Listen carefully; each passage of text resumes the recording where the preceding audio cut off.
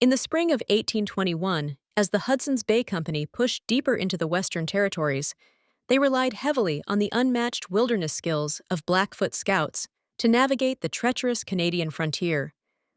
The company's journals describe how these Indigenous guides could read the landscape like a map, identifying safe passages through rapids, locating game trails, and sensing danger long before it became apparent to European eyes. Beyond mere navigation, these scouts shared invaluable knowledge of medicinal plants, seasonal weather patterns, and sustainable hunting practices that often meant the difference between survival and starvation for the foreign traders. The company's expansion through the Rocky Mountain corridors would have been impossible without the Blackfoot guides who knew the seasonal passes and could predict avalanche conditions with uncanny accuracy. When rival trading parties or hostile bands approached, it was often the keen senses of these Indigenous guides that provided early warnings, preventing ambushes and allowing the company to negotiate from positions of strength.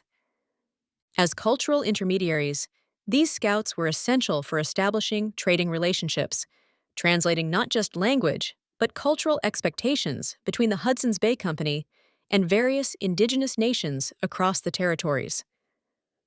Over time, many company men developed profound respect for their guides, documenting Indigenous craft skills and knowledge systems that represented thousands of years of ecological adaptation and innovation.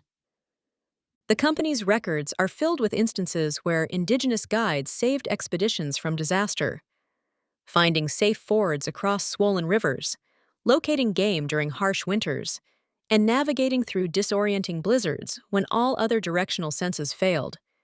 Yet behind the invaluable service these scouts provided to European commercial interests lay the reality of their dual lives, navigating between traditional obligations to their own communities and the new economic relationships forming with colonial powers.